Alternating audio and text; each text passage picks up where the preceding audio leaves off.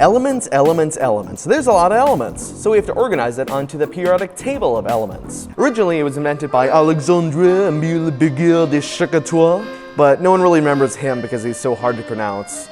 So a lot of people remember Dmitry Mendeleev, who actually invented it about 5 years after. And a lot of these original periodic tables were quite holy. And by that I mean they had a lot of holes where chemical elements that weren't known then should go. So what the halogen is all this?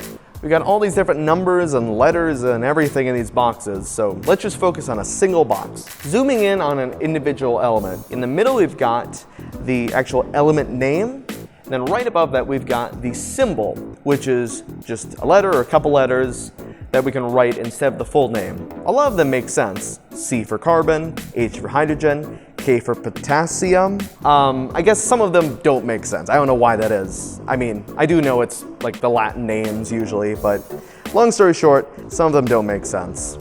Right above the symbol, we have the atomic number, which is the number of protons in the nucleus of an atom of the elements. And at the bottom here, we have atomic weight, which is the number of protons in the atom's nucleus plus the number of neutrons. We don't need to account for electrons because they're so teeny tiny and light that they make no real difference on the atomic weight.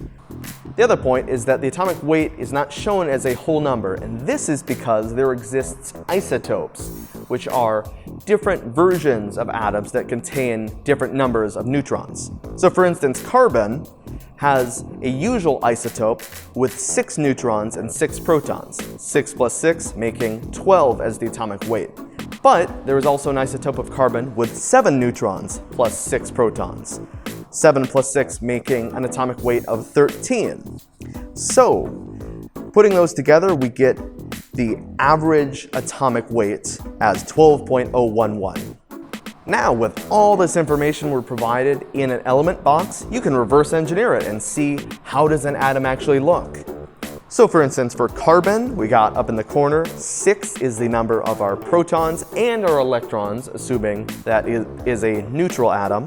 So we can draw in the nucleus 6 protons, and then going around it, 6 electrons.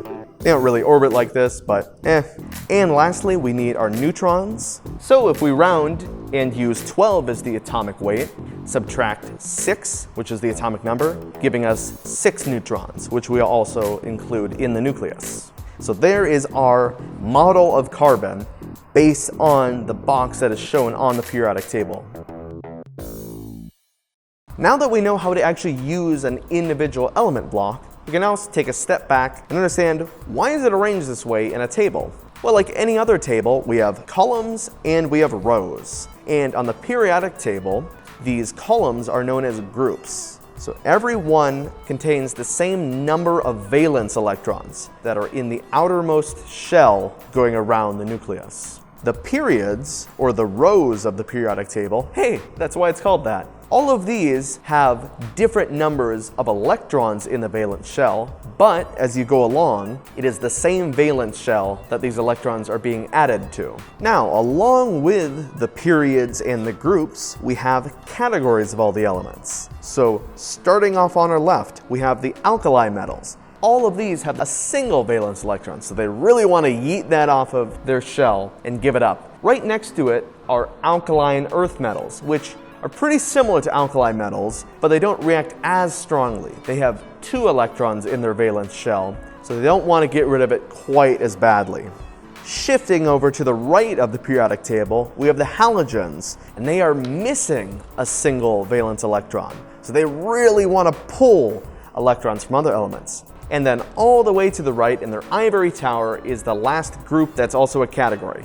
The noble gases have their valence shell all the way filled up with electrons. So they could really not care less about what electrons are moving in between all the other elements. So noble gases nobly don't want to react except for in very extreme circumstances. Now in the middle of the periodic table, we have the unusual group of the transition metals. And these can have different charges depending on what atoms they're bonded to. Next to these are the post-transition metals. They're still metals, but they don't have the unusual different charges depending on their bonding. Next to those are metalloids, having properties similar to metals, but also similar to non-metals. Examples include these semiconductors. And next to them are just other non-metals. So these are pretty common in organic chemistry. Also in this group is hydrogen, which, though it's usually put above the alkali metals, really could go anywhere, and some tables put it in the middle because it associates with a lot of these other elements. Finally, underneath most of the periodic table are the lanthanoids and actinoids, which are like the Alaska and Hawaii of the periodic table. We kind of care about them, but especially for general chemistry, we really don't care. If you look at a fully wide periodic table, they fit where there's a little gap in the smaller one.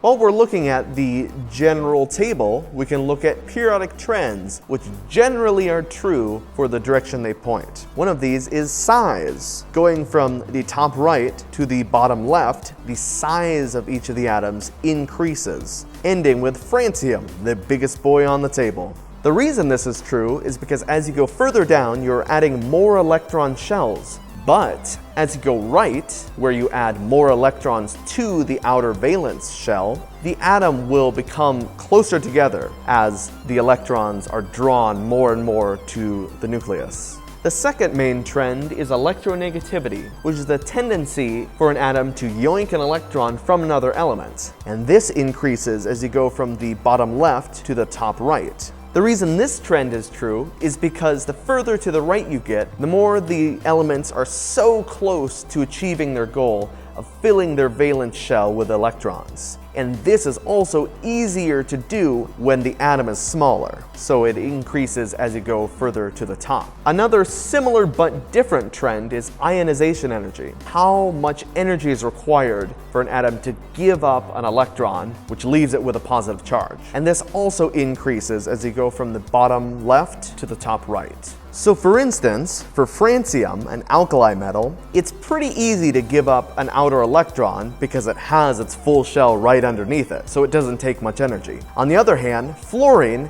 has that outer shell, so it's going to be much harder to give up electrons. The reason this trend is true is very similar to electronegativity. The further to the right, the harder it is to get rid of electrons when you could be going towards the goal of filling your valence shell, and it's easier to do that when you are a smaller atom. Another thing the periodic table can be used for is as a rule of thumb for what types of bonding different atoms will have between each other. So the two main types of bonding are covalent bonding, in which electrons are shared between two atoms, and ionic bonding, where one atom is stealing electrons from another, and that action of stealing keeps them together. The reason you have a full pull of electrons from one atom to another is when you have a really different value in electronegativity between two. So for instance, in sodium chloride, NaCl, or table salts, sodium is really electropositive, or wants to give up its electrons, while chlorine is really electronegative, or wants to pull electrons, so they will form an ionic bond. In cases like this, where you have a metal and a halogen, ionic bonding is really common. So for instance, if you have nonmetals involved, and you have atoms that are not as severe in their difference in electronegativity, you can have covalent bonding, which are for the most part more common. So the periodic table has a lot of information you can use. If you're looking at an individual element box, it gives you a lot of information on what the atom will look like. If you look at the categories that the elements fall into, it gives you a lot of information on the similar chemical properties that they will have. You can also look at the individual groups and see how having the same number of valence electrons also makes these elements pretty similar. There are the periodic trends, size, electronegativity, and ionization energy that can let you see how these atoms will interact with each other. And there are clues to bonding and seeing how the different atoms will attach to one another. So those are some of the ways you can use the periodic table.